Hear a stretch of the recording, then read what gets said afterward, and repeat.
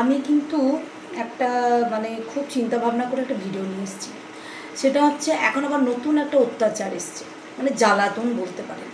এখন মানুষ তো এমনিতেই এসআইআরে এই মানে চলছে, মানুষ কতটা টেনশন ভোগে আছে এবং টেনশন ভোগ করছে যে আমাদের 2002-এ নাম আছে কি না। অনেকেই দেখবেন গ্রাম থেকে হয়তো অনেকে শহরে থাকেন, তাদের পক্ষে গ্রামে আসতে হবে, আবার জোগাড় করতে হবে।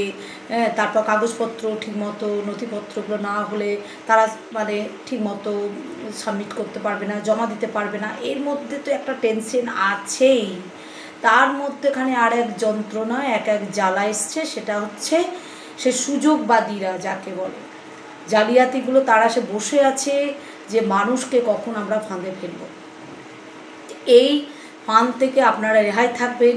ভুয়ো ফোন ধরবেন না। নানা রকম জায়গা থেকে আপনাদের কাছে হয়তো ফোন যেতে পারে বা আসতে পারে যে আমি বিএলও বলছি, আপনার এইটা দিতে হবে, আপনি এই ওটিপিটা পাঠান, আমরা এই ওটিপিটা পাঠাচ্ছি, আপনারা মানে অ্যাকসেপ্ট করুন, মানে নানা রকম বলতে পারে ফোনে।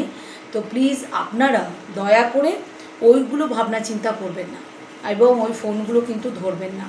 কারণ এই ধরনের এখন এইগুলো চলছে, কারণ মানুষ এমনিতেই মাথায় অনেক টেনশন ভোগ করছেন।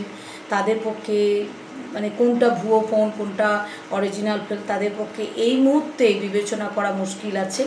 তাই এই সুযোগগুলো অনেকেই নিচ্ছে। তো এই কারণে আপনারা প্লিজ সাবধানে থাকবেন এবং ওই ফোনগুলো রিসিভ করবেন না।